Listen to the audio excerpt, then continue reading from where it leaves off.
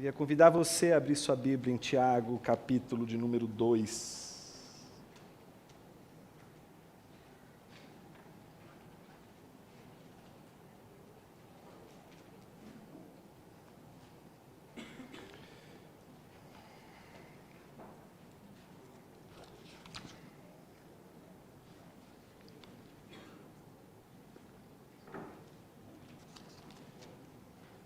Nós vamos fazer a leitura da palavra de Deus, do versículo 1 ao versículo 13. Diz assim: Meus irmãos, como tendes fé em nosso Senhor Jesus Cristo, Senhor da glória, não façais discriminação de pessoas. Porque se entrar na vossa reunião algum homem com um anel de ouro no dedo e roupas caras, e entrar também algum pobre com roupas sujas, e mostrardes atenção para o que vem com roupas caras, e lhe disserdes: senta-te aqui no lugar de honra, e disseres ao pobre: fique em pé, ou senta-te junto ao estrado onde põe meus pés, não estareis fazendo distinção entre vós mesmos, e não vos tornareis juízes que se baseiam em padrões malignos. Ouvi, meus amados irmãos, por acaso Deus não escolheu os pobres para o mundo, a fim de fazê-los ricos na fé, e herdeiros do reino que prometeu aos que o amam?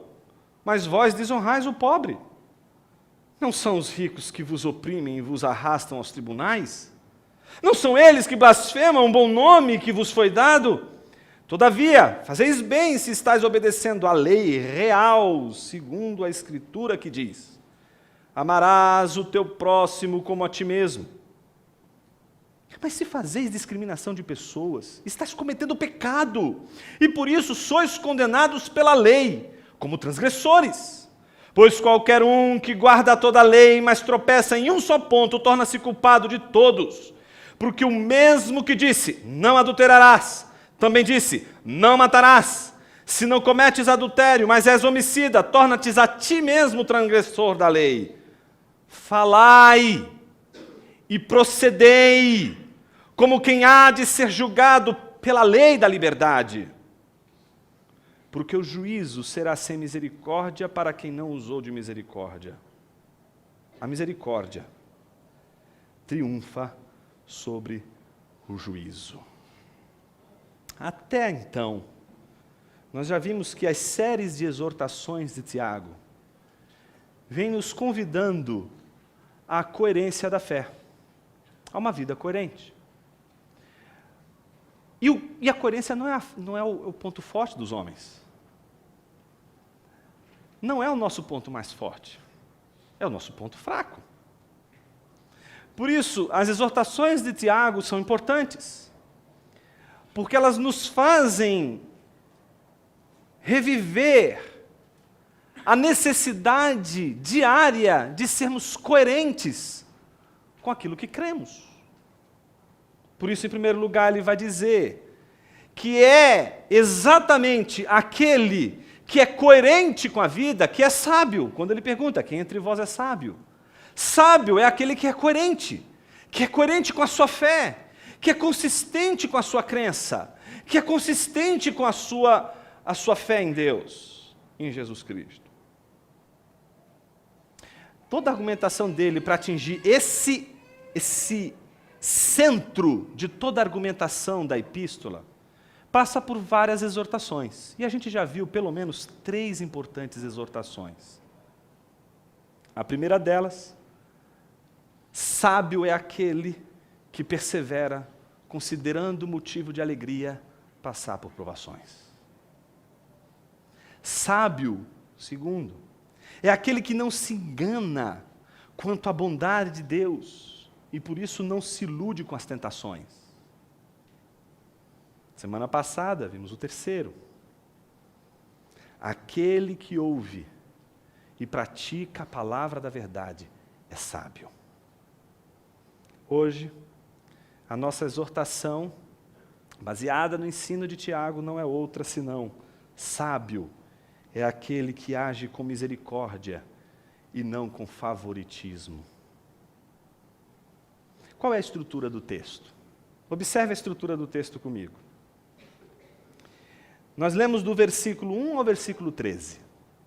O versículo 1 é importante porque Tiago abre a tese. No primeiro versículo está a tese que ele vai defender nesse ensino. Um segundo elemento estrutural de Tiago vem a seguir, quando ele dá uma tese e logo em seguida apresenta uma ilustração, apresenta um exemplo para justificar a sua tese. Num terceiro momento, do versículo 5 em diante, ele vai apresentar pelo menos 3 razões pelas quais o sábio não pode agir com favoritismo, mas sim com misericórdia.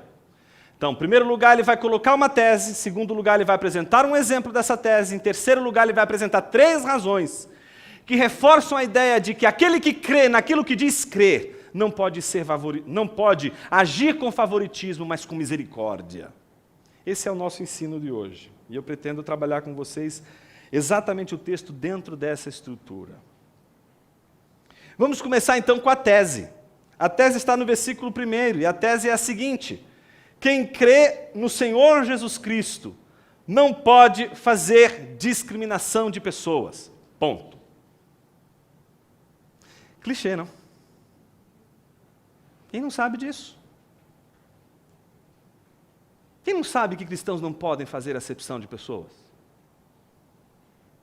Quem não saberia que cristãos não poderiam agir desta forma, com favoritismo? Todos sabem. Até mesmo os que não são cristãos e esperam que os cristãos ajam assim. Inclusive, quando os cristãos não agem assim, eles cobram. Mas você não é cristão? Você deveria ser assim, você não poderia fazer acepção de pessoas, você não poderia ser preconceituoso. Mas você é um preconceituoso, homofóbico, alguns até dizem. No entanto, o que Tiago quer dizer quando ele diz que quem crê no Senhor Jesus não pode agir com favoritismo? Muitas coisas. A primeira delas começa exatamente com a palavra discriminação de pessoas ou favoritismo. Palavra difícil de traduzir. Difícil. É uma palavrinha que explica mais ou menos a seguinte atitude. A atitude daquele que julga pela face que vê. Aquele que julga pelas aparências, a gente poderia dizer, na nossa linguagem mais popular. A ideia de quem vê cara não vê coração. A ideia de que quem julga, julga pelas aparências e não por aquilo que está além das aparências. Então, seria, portanto, a exortação de Tiago, a exortação daqueles que jamais poderiam julgar as pessoas pelas aparências porque creem em Jesus Cristo? Sim. É exatamente isso que Tiago está dizendo. Que uma vez que você crê em Jesus Cristo, você não poderia absolutamente julgar as pessoas pelas aparências. Se você crê em Jesus Cristo, você é a última pessoa que poderia julgar alguém pelas aparências. Porque você e eu seríamos incapazes de, inclusive, enxergar Jesus Cristo como Deus se Ele não revelasse. Quem crê no Senhor Jesus Cristo não pode julgar as pessoas pelas aparências. Porque se eles creem, em primeiro lugar, é porque eles são objeto do primeiro lance de misericórdia, amor e imparcialidade que alguém poderia exercer sobre outro na face da terra. Você acha que Deus escolheu amar você porque você é uma pessoa extremamente habilidosa? Porque você é uma pessoa bacana? Você paga seus impostos, paga tudo em dia, não deve nada para ninguém, é um bom pai, todo dia vai lá no seu emprego, faz o que tem que fazer, inclusive faz alguns donativos, ajuda pessoas aí que estão com problemas difíceis, financeiros, ajuda inclusive instituições carentes, ajuda ONGs, faz um trabalho social muito bonito, vive uma vida regrada, você é uma pessoa moralmente bem intencionada. Então, afinal de contas, é claro que Deus tinha que ter escolhido você, não? Ou não? Ou será que isso não é suficiente para Deus te escolher? Principalmente quando você vê que Ele escolheu alguém do seu lado que não parece ser tão correto assim como você.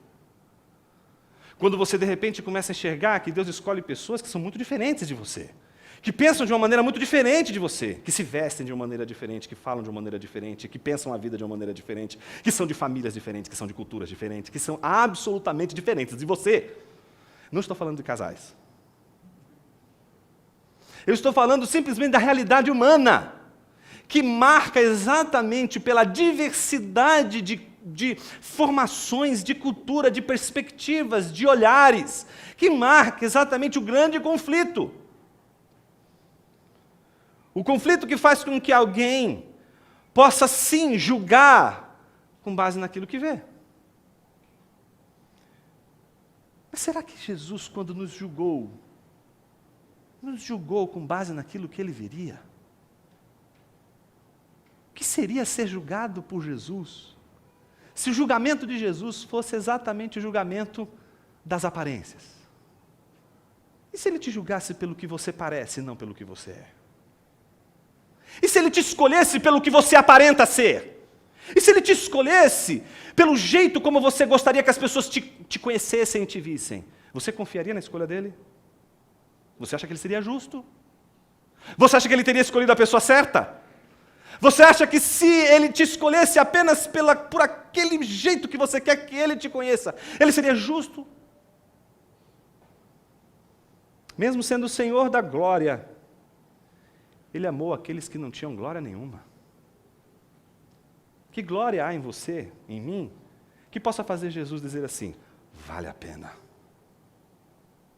Que valor, que riqueza, que virtude haveria em você, que não haveria nele, sobressalente, infinitamente, muito mais além do que há em você. Quando a gente estuda, por exemplo, doutrina propriamente dita, e a gente começa com o primeiro artigo de fé, que é Deus, a gente aprende uma coisa muito interessante, que Deus possui atributos.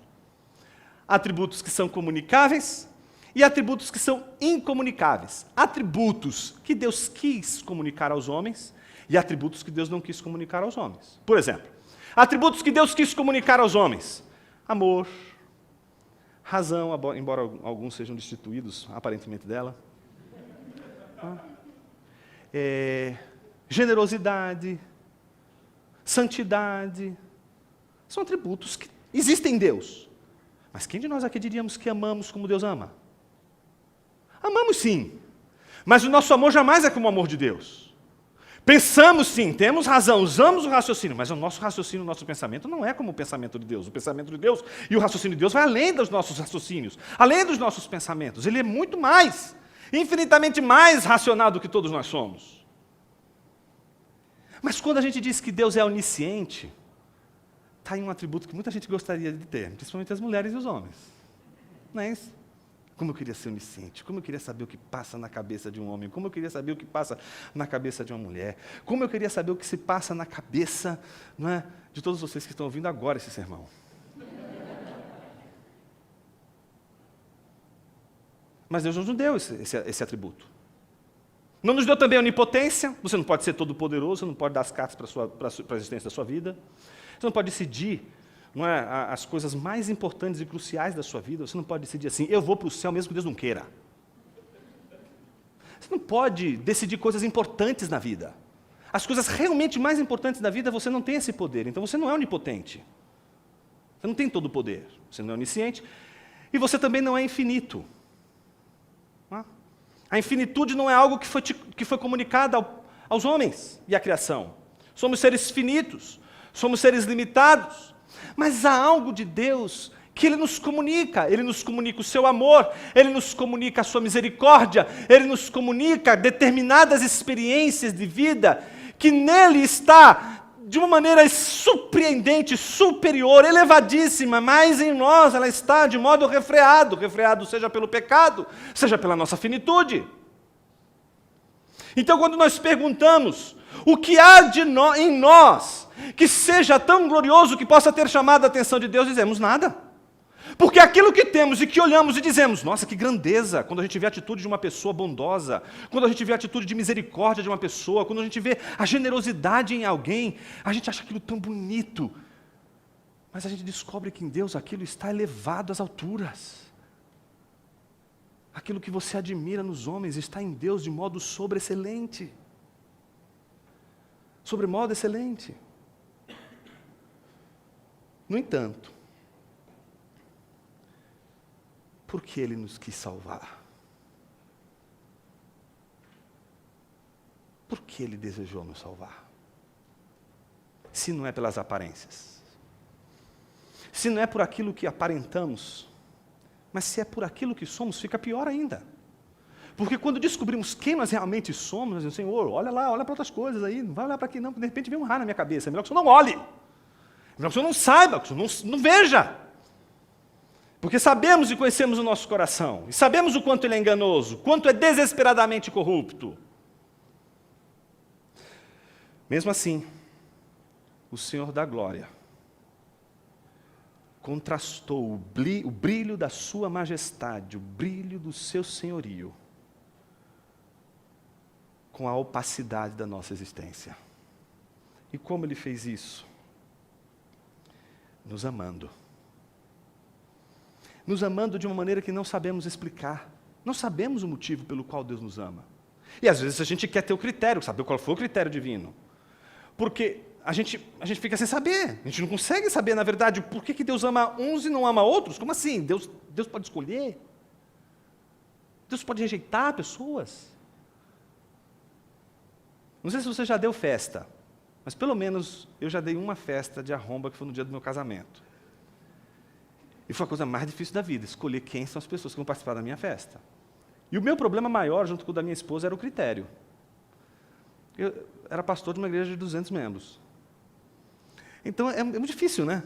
Tem uns 200, tem mais 200, tem mais 200, e vai aparecendo, falando, eu preciso escolher. Eu preciso de um critério para escolher. Eu preciso saber quem que vai caber dentro. Por exemplo, a casa pode não ser muito grande. Eu preciso de um critério para saber, então, quem são as pessoas que vão caber ali dentro. E eu usei os meus critérios. Tem gente até hoje com raiva de mim.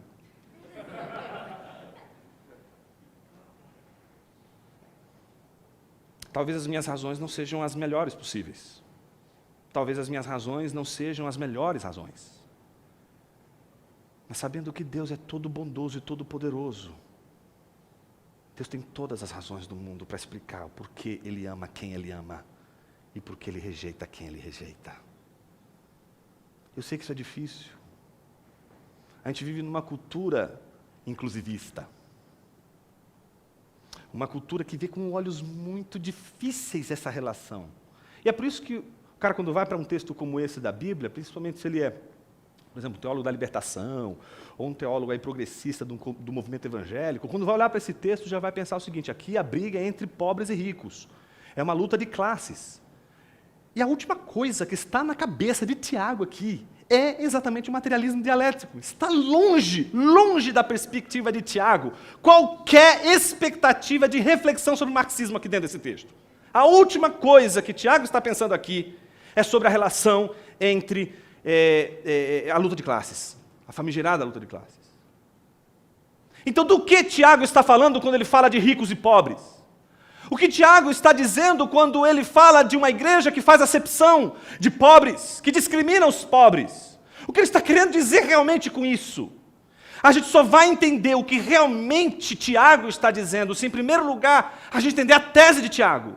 E a tese de Tiago é muito clara. Ele está dizendo que se você crê, professa a sua fé em nosso Senhor Jesus Cristo, você não pode fazer acepção de pessoas. Não pode fazer acepção de pessoas. E a pergunta é, por quê? Se nós olhamos para Jesus, a pergunta que fazemos é uma só. Por que Ele nos salvou? Por que Ele nos escolheu? Por que Ele quis salvar um povo? Por que Ele quis escolher um povo para salvar esse povo e levar esse povo puro a Deus? Por que Ele quis morrer por essas pessoas? Porque Ele quis derramar o seu sangue por esta igreja, por este povo amado de Deus. Porque Ele morreu para os seus. Porque Ele se entregou para os seus. Porque Ele fez o que Ele fez. Não foi por causa de você. Foi por causa do seu próprio amor. Nós homens temos muita dificuldade de explicar o amor pelo amor. A gente quer sempre dar um motivo do porquê nós amamos. Talvez a pergunta mais derradeira e mais terrível para homens aqui, principalmente casados, seja quando a sua esposa pergunta assim para você: você me ama? Aí você diz: sim, claro que eu te amo. Aí vem a próxima pergunta: por quê? Esse tipo de pergunta é mais ou menos assim, né? Você já deixou de bater na sua mulher? Qualquer resposta dessa, você está danado. Se você disser que você já deixou de bater, você batia. Se você disser, não, não deixei, você está batendo. Então, qualquer resposta que você der, você está mal. Sua situação está difícil. Quando ela faz a pergunta, por quê? E você deu um motivo, você vai comparecer no meu gabinete. Por quê?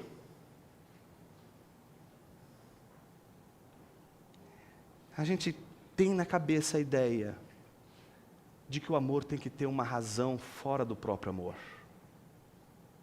Pensemos, por exemplo, Jó, que é, digamos assim, o paradigma da leitura que Tiago está fazendo e ensinando os seus leitores.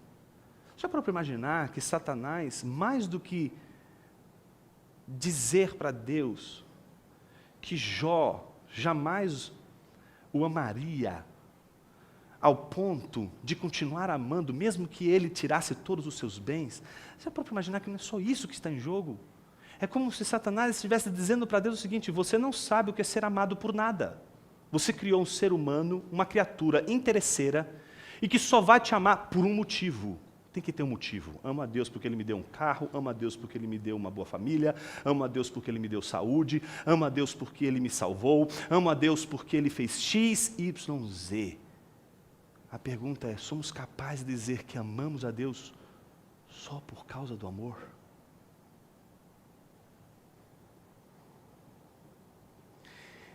Guarde essa resposta para depois. Saiba apenas que essa é a resposta de Jesus. Ele nos ama por causa do seu amor. Como isso se dá, Jonas? Vamos ver no exemplo e na construção do argumento dele, para a gente entender como ele vai construindo essa tese. Mas não sem antes a gente dar uma olhadinha em duas passagens importantes. A primeira está em Tiago, capítulo 1, versículo 9 a 11.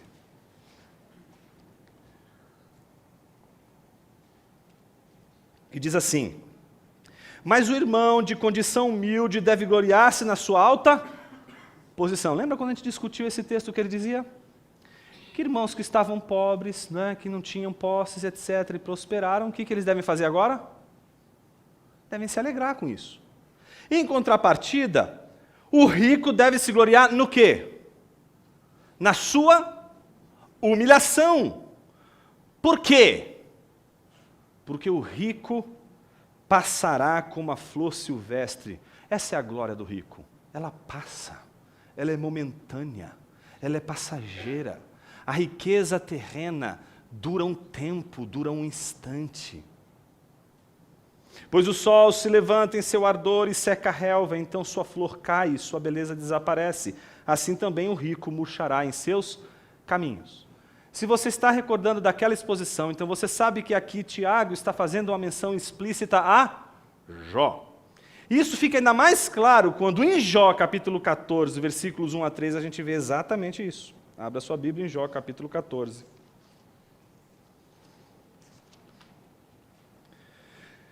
Versículo 1 a 3.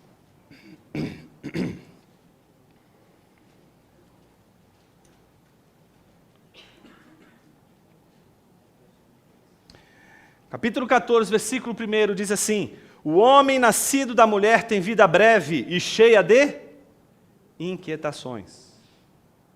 Como a flor, ele nasce murcha, como a sombra é fugaz e não permanece.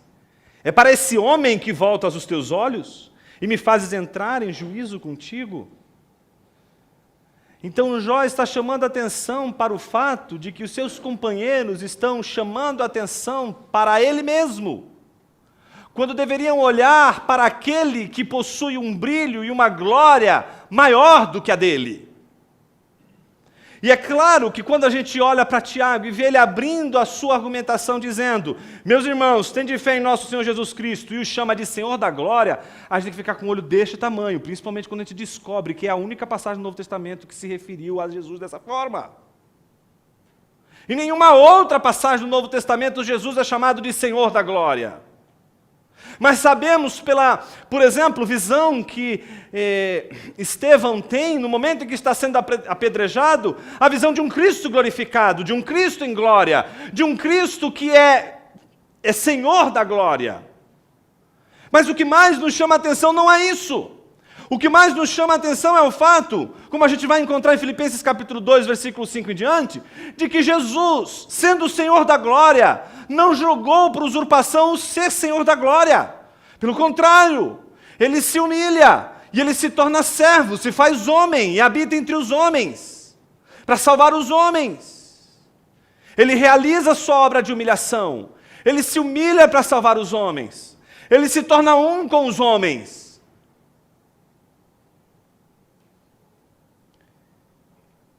No entanto, como os homens, Jesus mostrou que essa vida é breve.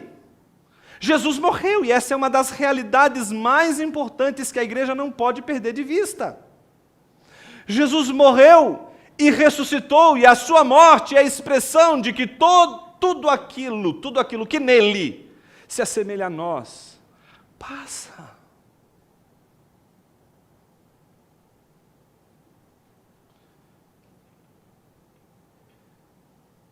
O versículo 2 tenta explicar exatamente essa tese mostrando um exemplo. O exemplo é de um homem que entra na reunião da igreja. Na reunião aqui a palavra é sinagogue. Essa palavra é importante porque muitos inclusive traduzem por sinagoga. E era muito comum que os cristãos, principalmente os primeiros cristãos, se reunissem para cultuar e fazer a sua assembleia, o seu culto público, em sinagogas. Há sinagogas que se tornaram, elas todas, igreja. E é interessante porque, tanto é assim que no capítulo 5 de Tiago, Tiago faz questão de mostrar, se está alguém enfermo entre vós, chame os presbíteros da igreja. Não se trata de uma sinagoga, se trata de uma igreja numa sinagoga. E uma sinagoga ali que pode ser exatamente marcada por esse encontro daqueles que fazem parte daquela comunidade de judeus que se converteram ao cristianismo. Então, nessa reunião, aparece uma figura. Que figura é essa? Um homem com um anel, não é isso? No seu dedo. Esse anel deve ser alguma coisa bem impressionante, porque para chamar a atenção, foi marcado aqui. E não somente isso, ele se apresenta nessa assembleia, nessa reunião, com roupas caras. Eu faço uma pergunta: esse homem fazia parte da comunidade? Não. Ele vem de fora. Ele não faz parte da comunidade dos cristãos ali presentes. Ele é alguém que vem de fora e é recebido como um visitante. Só que essa ilustração apresenta um outro visitante. A igreja recebe 2 visitas e não apenas uma. 2 visitas. A primeira visita é de um homem portando um anel e com roupas caras, em contraste com um pobre com roupas sujas. Nenhum dos 2 fazem parte da sinagoga, nenhum dos 2 fazem parte da comunidade. Todos os 2 são visitantes. Isso é importantíssimo, porque a discussão é como a comunidade lida com quem é rico e com quem é pobre. E no exemplo fica claro que parece que alguns mostravam mais atenção para aqueles que vinham com a aparência de homens mais ricos e mais importantes. É difícil falar sobre essas coisas nos nossos dias, porque elas não acontecem, elas acontecem só ali. Então fica difícil a gente encontrar esses exemplos na nossa igreja, por exemplo. Isso não acontece aqui, acontece? Não acontece um negócio desse. Esse tipo de coisa está mostrando exatamente que a igreja estava enfrentando uma espécie de favoritismo. E esse favoritismo ele é perigosíssimo. Porque ele pode ser tanto para uma pessoa muito rica, mas ele não poderia ser, por exemplo, para um político. O que é o voto de cabresto? Não são aqueles púlpitos oferecidos para candidatos a deputado federal, estadual, senador e etc. E que muitos de nós, de uma maneira equivocada, abrem seus púlpitos e entregam suas igrejas para ouvirem discursos que são extremamente políticos e voltados extremamente para um outro objetivo que não é o da igreja. E tudo isso se faz porque, afinal de contas, a gente precisa fazer uma marcha. E a gente vai precisar de apoio.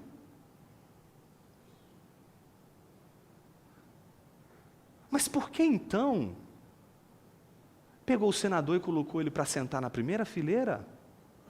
E aquele que estava mais pobre, colocou para sentar no chão, porque abaixo do estrado dos pés é o chão. Ele põe os pés no estrado, mas nem no estrado ele pode sentar, ele tem que sentar abaixo, tem que sentar no chão. Então por que faz isso com um e não com o outro? Porque um aparenta uma espécie de presença no mundo diferente da do outro. Então o que Tiago está mostrando é que aquela igreja estava julgando as pessoas por essa face que se apresenta diante deles no primeiro momento. Veja como ele diz: e mostrardes atenção para o que vem com roupas caras, ele disserdes, senta-te aqui no lugar de honra, e disseres ao pobre, fica em pé. Ou senta-te junto ao estrado, onde ponho meus pés, não estareis fazendo distinção entre vós mesmos, e não vos tornareis juízes que se baseiam em padrões malignos. Então a pergunta não é retórica. A pergunta ela é incisiva, e ela faz com que a gente reflita exatamente sobre o padrão maligno que está por detrás de toda a imparcialidade. É interessante como a maneira como Tiago vai apresentar o seu pensamento vem acompanhada de uma espécie de olhar para as aparências. Você já parou para imaginar como a justiça é representada nos nossos fóruns? Com os olhos vendados. Por quê?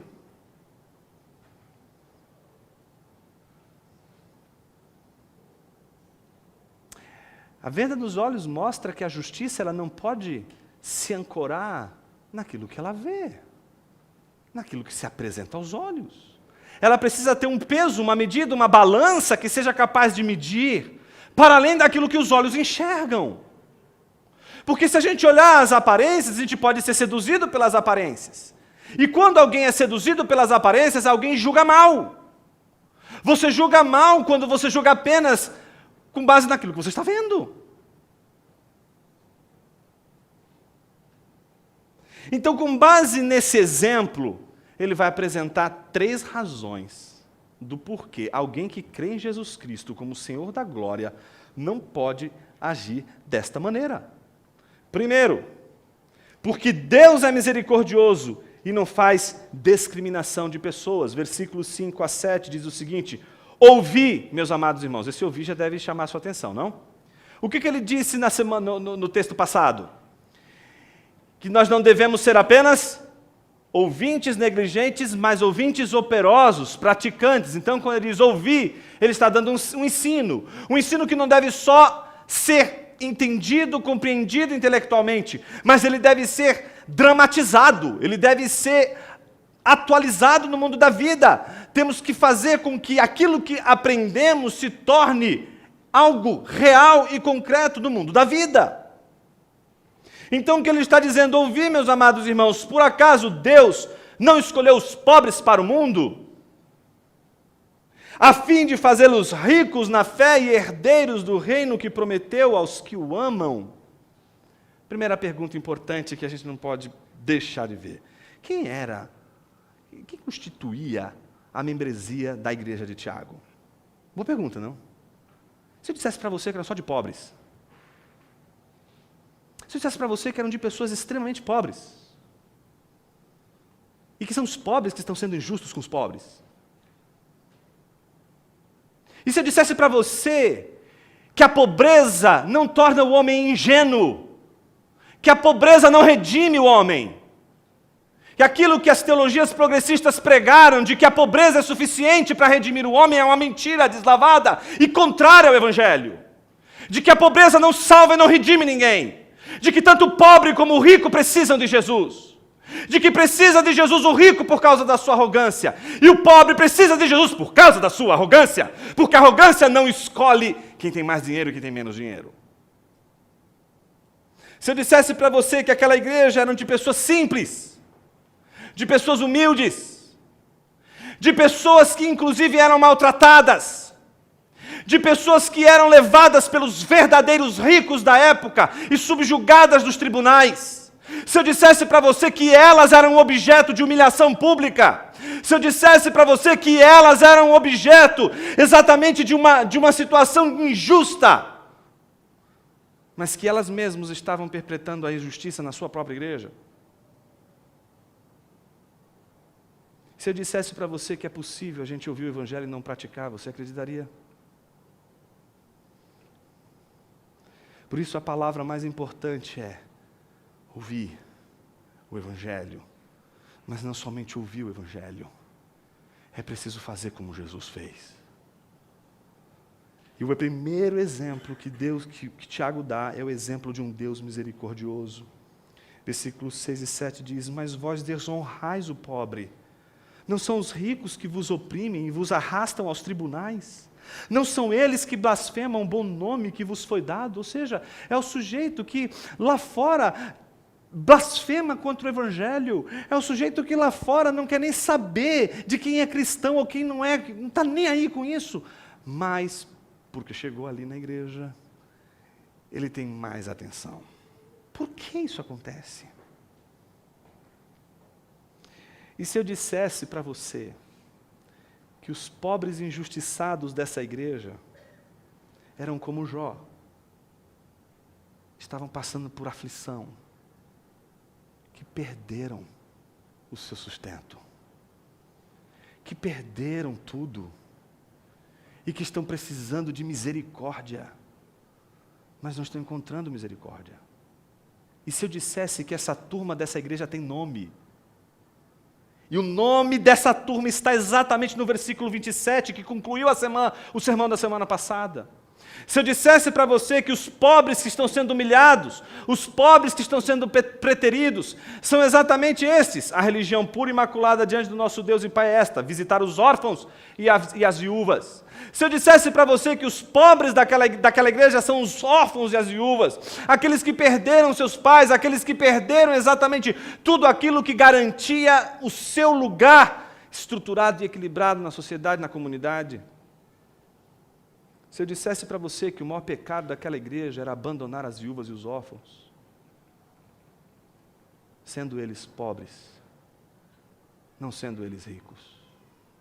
Quem foi que disse que para fazer o bem tem que ser rico? Quem foi que disse que para a gente ser generoso a gente tem que ser milionário? Quem foi que disse que para a gente ser misericordioso temos que ser poderosos? Mas Jesus, sendo o homem mais rico deste mundo, olhou para um jovem rico e disse para ele: vai, vende tudo que é teu, dá aos pobres e me segue. Jesus não estava dizendo para aquele jovem algo que ele não tinha vivido. E ele sabe o quanto é difícil se doar. Amar misericordiosamente não é só não olhar as aparências, e aí vem a segunda razão. É preciso cuidar. Eu queria convidar você a ler algumas passagens em Jó. Jó, capítulo 22.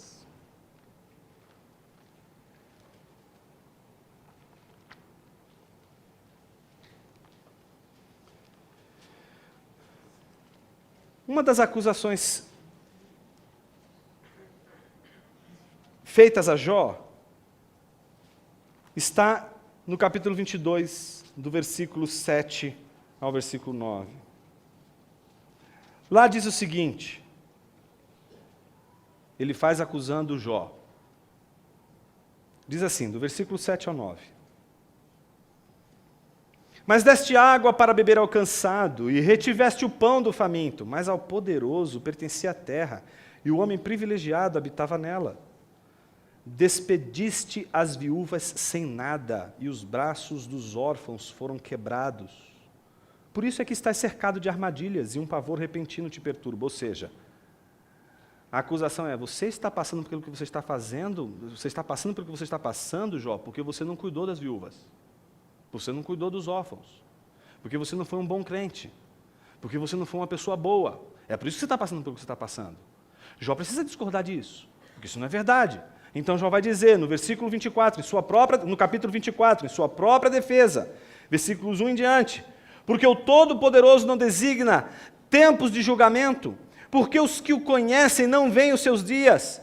Aos que derrubam as cercas, roubam os rebanhos para deles cuidar, levam um jumento que pertencem ao órfão, tomam como garantia o boi da viúva. Começa então Jó a dizer, olha, não, existem sim aqueles que estão roubando a viúva, existem aqueles que estão furtando os órfãos, mas dentre esses eu não estou. E ele vai concluir dizendo no capítulo 29, a sua defesa, no versículo 7 a 13, dizendo o seguinte: quando eu saía para a porta da cidade, na praça preparava a minha cadeira, os moços me viam e se escondiam, os idosos se levantavam e se punham em pé. Ou seja, quando Jó chegava, as pessoas o celebravam. Quando Jó chegava, as pessoas estendiam um tapete vermelho para ele. Quando Jó chegava, ele mostrava o seu anel e todo mundo abria as portas para ele. Jó era rico, Jó era poderoso. Onde Jó quisesse chegar, Jó teria a atenção de todos. A sua aparência já chamava a atenção de todos.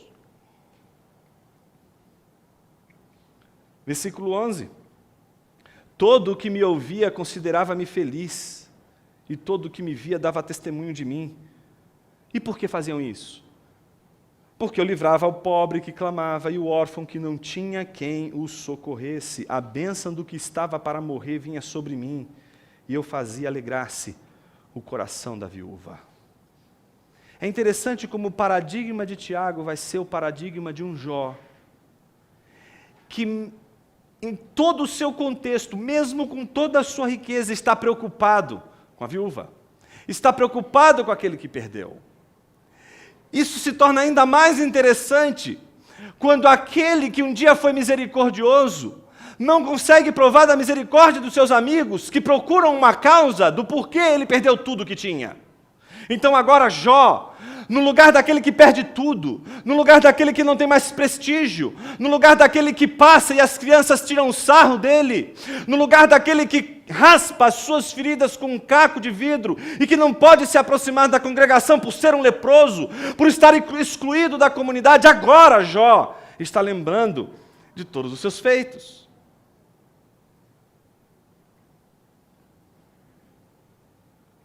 Mas quem fez isso de uma maneira extraordinária e cabal? Quem seria o outro exemplo fundamental de misericórdia e de bondade? O outro exemplo de bondade e misericórdia de Tiago é Jesus Cristo. Nós temos enfatizado que Tiago está escrevendo o seu livro, tendo de um lado o livro de Jó e o outro lado o Sermão da Montanha. Vocês já viram como começa o Sermão da Montanha? O Sermão da Montanha começa de uma maneira maravilhosa, belíssima. Aquele primeiro versículo, você tem que hoje sentar na sua casa, quando você chegar à noite, antes de dormir, é só um versículo, lê aquele versículo. A gente acha que Jesus saiu pregando, como se fosse um tagarela. Não, a cena é tão linda. A multidão está ali. E Jesus olha para a multidão. Começa o Sermão da Montanha com esse cenário silencioso. E do meio da multidão saem os discípulos. Os discípulos se aproximam de Jesus. E Jesus não se dirige à multidão. Jesus se dirige àqueles que se aproximam dele. Os discípulos. Então, quando os discípulos estão perto de Jesus, homens pecadores, homens simples, homens que não gozavam de nenhuma estrutura de privilégio, de poder, homens que Jesus escolheu, homens que não eram ricos e nem poderosos, mas se aproximam de Jesus para ouvir o seu discurso. Então Jesus olha para eles e diz: bem-aventurados os pobres de espírito, porque deles é o reino dos céus. Para quem Jesus está dizendo tudo isso? Jesus está dizendo para aqueles que são realmente pobres, que são seus discípulos, aqueles que Ele escolheu. Mas será que Jesus escolheu eles porque eles eram pobres? Será que Jesus escolheu eles porque Jesus falou assim, eu tenho uma gana com pobre e eu quero pobre. Eu amo pobre. Será que é isso? Será que é disso que Jesus está falando? Será que é disso que a palavra está falando?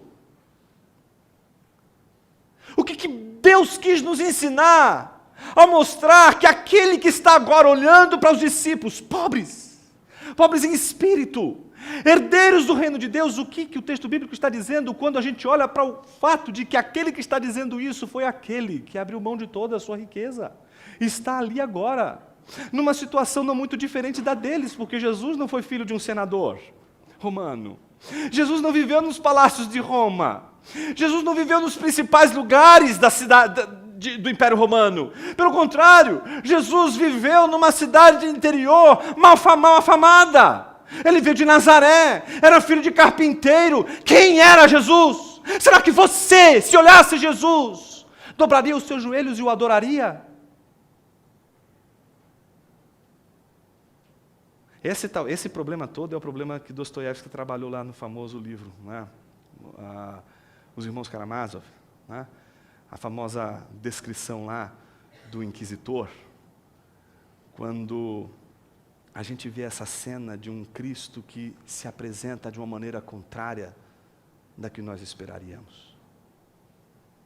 Esperaríamos um Cristo glorificado, com anel no dedo, cheio de pompas, para que a gente pudesse recebê-lo. Afinal de contas, Ele é o Rei da Glória, Ele é o Senhor dos Senhores, vamos recebê-lo. Mas Ele apareceu como filho de carpinteiro, Ele apareceu como homem, e não meramente como uma aparição teofânica de um Deus julgador. Ele apareceu como um de nós, se colocou entre nós. E o que Ele quis ensinar com isso? Será que Ele não quis ensinar algo tão importante sobre o nosso olhar? Será que Ele não quer ensinar algo sobre a nossa maneira de enxergar a vida, até mesmo a nossa própria narrativa de vida, a nossa própria história de vida? Será que Ele não quer dizer algo acerca do nosso olhar? Será que o Evangelho não quer falar algo sobre a nossa maneira de enxergar e como a gente é escravo desse maldito olhar que faz a gente olhar para as coisas e discriminar as coisas pelas aparências? Afinal de contas, não é assim que funciona o coração do homem, que o homem consegue enxergar o rei. Vocês lembram lá de Samuel, quando ele vai ungir o rei de Israel? Então ele chega à casa de Jessé, e Jessé tem uma penca de filhos, né? E ele manda vir o primeiro, e quando vem o primeiro, ele é forte, ele é guerreiro. Quando Samuel olhou, ele disse, esse aí tem cara de rei, já pegou o óleo lá para ungir o caboclo. Na hora que ele vai ungir Eliabe, o que Deus diz? Não. Por que, Senhor? E o mais incrível de tudo, ele diz, porque eu o rejeitei. Como um Deus de amor pode rejeitar alguém? Seja bem-vindo ao Evangelho de Cristo Jesus. Se você ainda não ouviu o Evangelho, eu estou te anunciando nesta noite o Evangelho de Cristo Jesus. Se você ouviu um Evangelho que disse que Jesus era bonzinho, o céu vai caber todo mundo, inclusive Hitler, seja bem-vindo a uma igreja que prega o Evangelho e que ensina o Evangelho. O Evangelho não é para salvar todos os homens. Essa mensagem é dura? É muito dura. Mas ela é a mensagem mais amorosa, mais poderosa, mais bem-sucedida que um homem poderia pregar na face da terra. É a que coloca ele numa situação das mais difíceis do mundo. Porque que homem não gostaria de pregar uma mensagem do tipo, vamos fazer aqui uma festa danada porque ele salvou todo mundo. Não precisa se preocupar com nada. Você não precisa se preocupar com as aparências, você não precisa preocupar com absolutamente nada, porque no final das contas tudo está resolvido. Mas não. O Evangelho nos diz que naquele momento Deus o rejeitou. Por que Deus o rejeitou? Mas Ele não faz isso sem antes passar um sabão no sacerdote, né? Eu fico imaginando Samuel ouvindo Deus já fazendo assim, né? Por que Deus o rejeitou? Ele começa dizendo assim, porque eu não vejo como você. Você vê as aparências. Eu sondo o coração. Por isso, meu irmão, você deve hoje dobrar os seus joelhos e dizer assim, Senhor, obrigado porque você encontrou alguma coisa que eu não consegui encontrar ainda em mim. Obrigado porque há alguma coisa aqui que pode não só ser motivo de louvor, mas ser o motivo do meu constrangimento, que me faz olhar para o lado e dizer, por que eu e não aquele? Por que eu e não aquele outro? Porque a mim me foi dado o direito de ouvir teu evangelho. Porque não foi dado o direito de ouvir o evangelho àquele que está numa tribo, afastado de todos os homens e de todos os povos. Porque foi dado a mim o direito de ouvir o evangelho. Porque o evangelho chegou a mim. Isso deveria nos colocar de joelhos. No entanto, coloca a gente na defensiva. Ah, mas como assim? Um Deus que escolhe? Como assim? Deus tem que escolher todo mundo. Afinal de contas, é isso que a gente quer salvar todo mundo, porque a gente é muito bonzinho. Não é isso? Por que a gente tem que salvar Hitler? Claro que tem que salvar, imagina, deixar Hitler vivo. Me lembro de uma história essas discussões super profundas de Facebook. E aí um sujeito lá pelas tantas disse assim, criticando Dietrich Bonhoeffer, um teólogo que tinha planejado a morte de Hitler. E aí pegaram os caras, né? Inclusive Bonhoeffer. Aí um cara lá estava endemoniado no Facebook, dizendo assim, veja só como pode um pastor desejar a morte de Hitler, a gente tem que amar os nossos irmãos, como pode desejar a morte, e ainda mais planejar a morte de um ser humano. Aí um cara aquele cara foi um dos caras mais iluminados que eu vi na face da terra. Ele foi tão direto, numa frase só, pecado foi ele não ter conseguido, infeliz, ponto.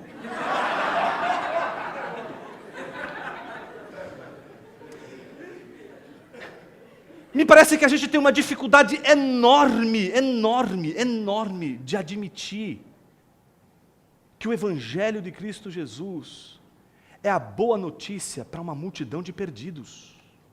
Não tem ninguém, não é assim, olha, uma multidão que pode ser salva, uma multidão que não pode ser salva, e Deus resolveu salvar alguns. Não. Todos nós estamos condenados. Todos estamos condenados. E qual é a boa notícia? A boa notícia é que nada do que você fizer, nada do que você aparentar ser, você pode querer ser a pessoa mais legal do mundo, você pode querer se mostrar a pessoa mais benquista do mundo, você pode fazer as obras mais incríveis, cuidar de todas as viúvas da igreja, cuidar de todos os órfãos da igreja, cuidar de todos os pobres da igreja, vender os seus bens, dar aos pobres, fazer tudo. Mas se você não amar Jesus Cristo profundamente, não amar o seu evangelho, tudo que você fez não serve para nada, porque ninguém é salvo pelas obras, ninguém é salvo por aquilo que faz, nem por aquilo que se aparenta. Você não é salvo por aquilo que você parece ser, você não é salvo por aquilo que você tem, você não é salvo por aquilo que você faz, você é salvo por causa do amor. Por isso a minha pergunta hoje para você não é se você tem, se você faz, se você aparenta. A minha pergunta é uma só: você ama? Eu não estou pedindo para você explicar o porquê você ama Jesus. A minha pergunta é uma só: você o ama? Como não amar aquele que se tornou homem, a fim de tornar audível a voz de Deus para o homem desesperado? É interessante como conclui o raciocínio dele, e assim termina nosso sermão de hoje.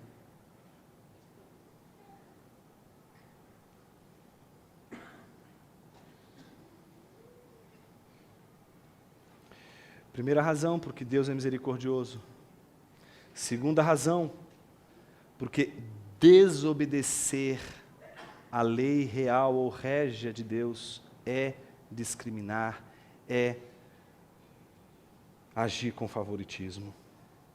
Isso se explica nos versículos 8 em diante, quando ele diz: todavia, fazeis bem se estáis obedecendo à lei real, segundo a Escritura que diz, amarás o teu próximo como a ti mesmo. Mas se fazeis discriminação de pessoas, estáis cometendo pecado, e por isso sois condenados pela lei como transgressores, pois qualquer um que guarda toda a lei, mas tropeça em um só ponto, torna-se culpado de todos. A grande tese de Tiago aqui é de que os mandamentos de Deus, eles possuem uma unidade. Uma unidade de tal forma que a agressão contra um desses mandamentos é uma agressão contra todo o mandamento. É como Paulo vai dizer aos Coríntios, quando ele falar sobre a questão do corpo e da ligação dos membros do corpo, e que o mal que se faz a uma parte do corpo, se faz ao corpo como um todo. Assim os mandamentos de Deus. Quando a gente quebra um mandamento, a gente não quebra só aquele mandamento, mas a gente quebra o mandamento. A gente quebra o todo que o mandamento é. Lembre-se que quando Jesus encontrou e foi arguido por aquele intérprete da lei, e ele pediu para que Jesus resumisse a lei, ele resumiu a lei em 2 princípios. Ame a Deus sobre todas as coisas, ame ao Senhor, teu Deus, o único Deus, e ame o seu próximo como a si mesmo. É interessante como o objetivo de Tiago é mostrar que se alguém age com favoritismo, está exatamente na posição daquele que não ama o próximo como a si mesmo, então ele está transgredindo contra o mandamento. Mas ele não transgride só contra o mandamento de amar o próximo, ele transgride contra todo o mandamento de Deus. É interessante como a gente vê hoje, no contexto que a gente vive, uma espécie de repúdio aos 10 mandamentos, como se os 10 mandamentos não fossem importantes mais para os nossos dias, porque Jesus Cristo, uma vez que fez tudo o que deveria fazer, não precisamos mais honrar os 10 mandamentos. Mas é incrível como a gente também tem hoje, do outro lado, aqueles que dizem que os 10 mandamentos são o suprassumo da revelação de Deus. E que os 10 mandamentos eles têm que ser cumpridos de uma maneira legalista. O que Tiago vai acrescentar no texto, e que é importantíssimo, e você não pode sair daqui hoje sem ouvir isso, está exatamente no versículo 12, quando ele conclui o raciocínio da unidade da lei, dizendo: falai e procedei como quem há de ser julgado pela lei da liberdade. A lei da liberdade não é a lei régia. A lei régia é essa que, se você quebra o mandamento, você quebra todos os 10. Mas a lei da liberdade é o Evangelho. O Evangelho que foi anunciado no versículo 25 do capítulo 1, quando Tiago disse: entretanto, aquele que atenta bem para a lei perfeita, a lei da liberdade, o Evangelho de Cristo Jesus, de como funciona o Evangelho de Cristo Jesus, não é? E nela persevera, não sendo ouvinte esquecido, mas praticante zeloso, será abençoado no que fizer. Então a Bíblia está nos orientando que não adianta a gente simplesmente ler as Escrituras, entender o que Jesus está dizendo, entender o que a palavra de Deus está dizendo e não praticar. Por isso o texto é muito claro, concluindo o raciocínio com a mesma ideia que ele trabalhou no texto anterior, dizendo no versículo 12: falai, mas procedei, agir, como quem há de ser julgado pela lei da liberdade. Meus irmãos, obedecemos aos 10 mandamentos, sim, mas nós somos julgados pela lei do Evangelho. E ser julgado pela lei do Evangelho é observar os 10 mandamentos à luz do que Jesus fez, não negando os 10 mandamentos, mas tampouco superestimando os 10 mandamentos, colocando ele acima da lei do Evangelho, da lei da liberdade. E o que a lei da liberdade nos ensina? A lei da liberdade nos ensina que, se fazemos o bem para o outro, não fazemos porque queremos ser salvos ou porque queremos ficar bem na nossa situação com Deus. Fazemos por gratidão, por amor.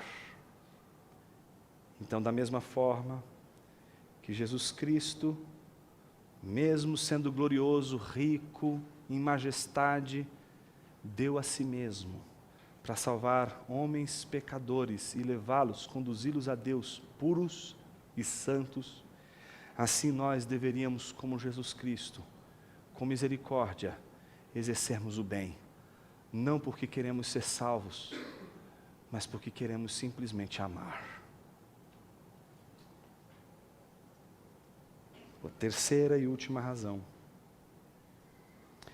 porque a misericórdia, só ela, vai triunfar no dia do juízo. Porque o juízo será sem misericórdia para quem exercer juízo sem misericórdia. Só há uma maneira de a misericórdia triunfar no dia do juízo: se, como Jesus, fomos misericordiosos. Jonas, o que é ser misericordioso? Ser misericordioso é ser capaz de estender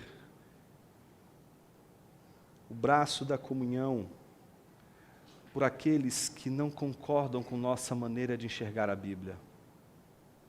Estender o braço da comunhão com aqueles que sabem doutrina menos do que nós mesmos. É estender o braço da comunhão para aqueles que são diferentes de nós. É estender o braço da misericórdia para aquele que irá nos ferir, que irá nos sugar, que irá nos humilhar, que irá nos torturar e que poderá inclusive nos levar à cruz. Há uma citação que eu gosto muito e com ela eu gostaria de encerrar, do Tim Keller, de um livro chamado A Cruz do Rei. E lá ele diz uma coisa muito preciosa. Ele diz assim: há muita gente ferida neste mundo. São pessoas feridas que estão se afundando emocionalmente e que precisam desesperadamente ser amadas. Quando você se depara com uma delas, instintivamente olha para o relógio. Porque pessoas que precisam ser amadas, elas dão um trabalho.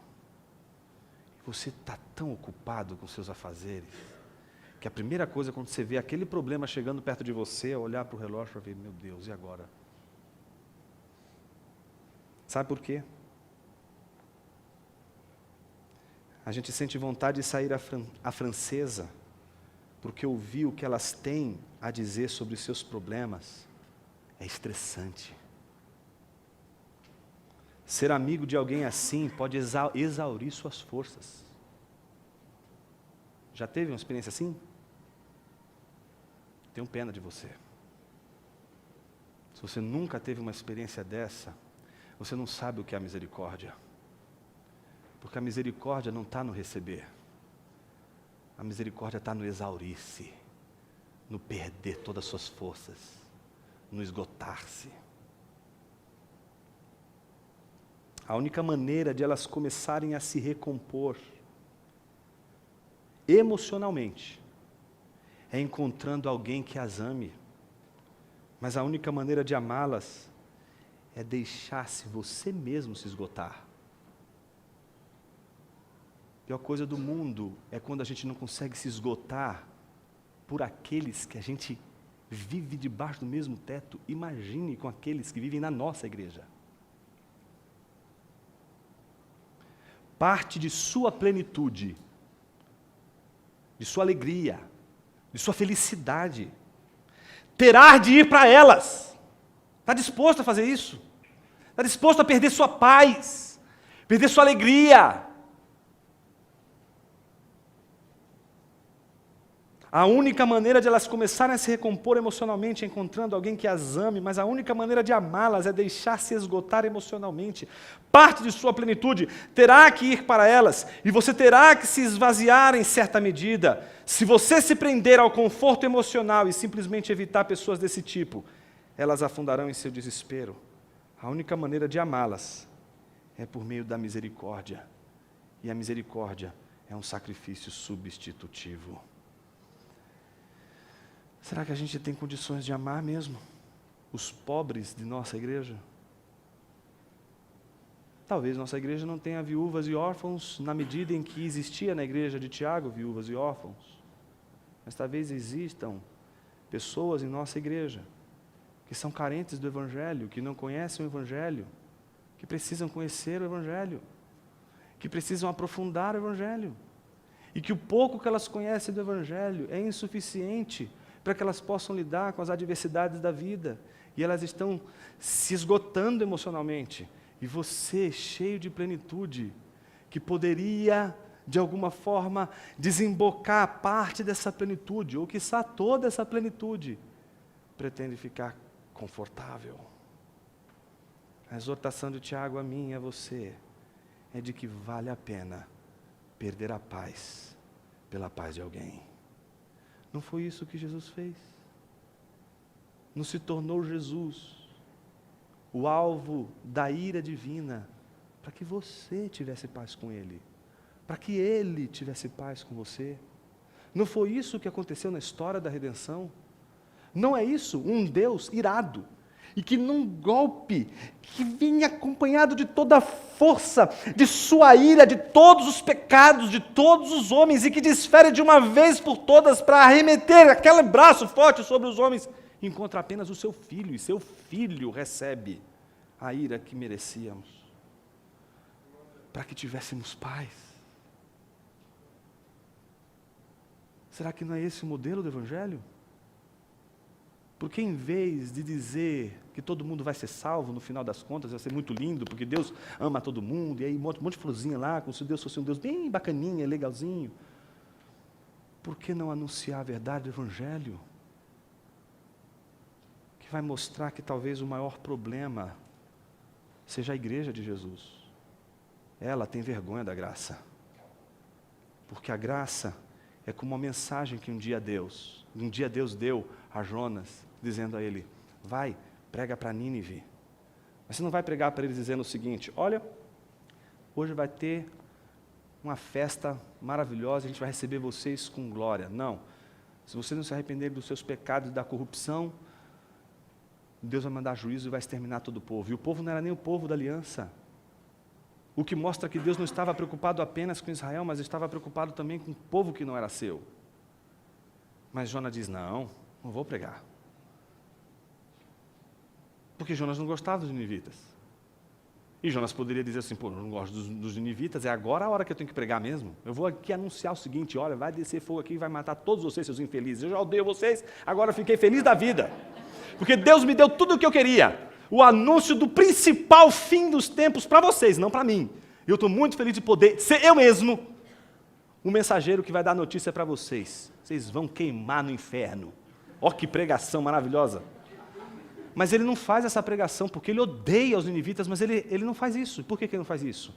Porque Jonas não tem problema com os ninivitas. O problema de Jonas, a luta de Jonas é com Deus. Porque ele sabe que se ele pregar o evangelho, mesmo que seja impopular, mesmo que seja uma mensagem ofensiva, Deus vai encontrar misericórdia, vai achar misericórdia, vai salvar um povo perdido em seus pecados. E não é isso que aconteceu.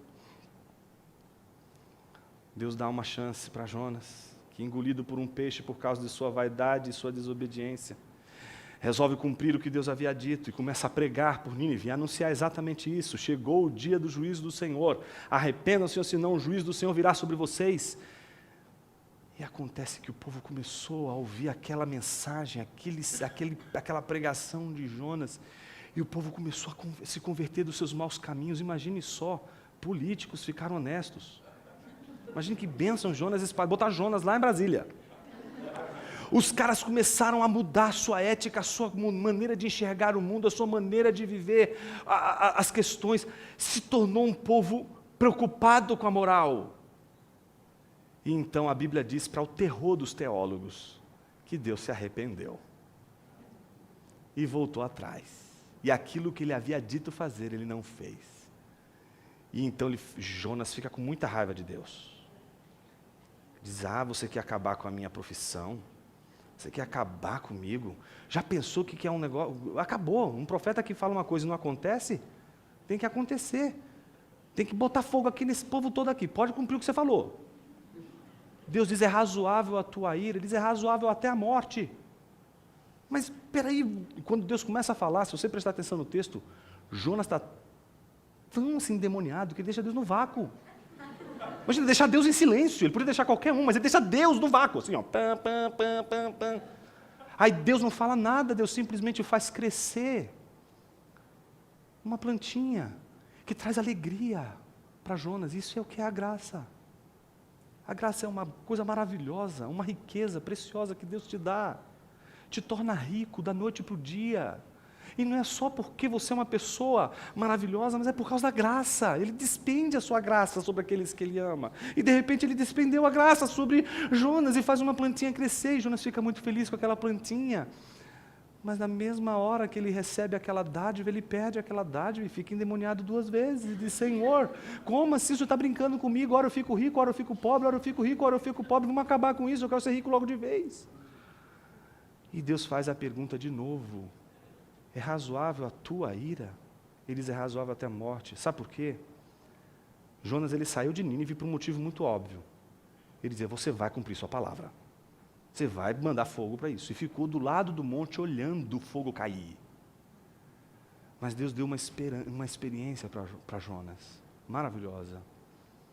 Fez Jonas desfrutar mais uma vez da graça. E disse a Jonas assim: Jonas, eu não entendo você. Você consegue ter misericórdia e compaixão de uma plantinha, que não é igual a você, que é inferior a você. Você, Jonas, não consegue ter compaixão por uma pessoa que é igual a você, como os ninivitas. Você quer mesmo que eu acredite que você me ama, sendo eu superior a você?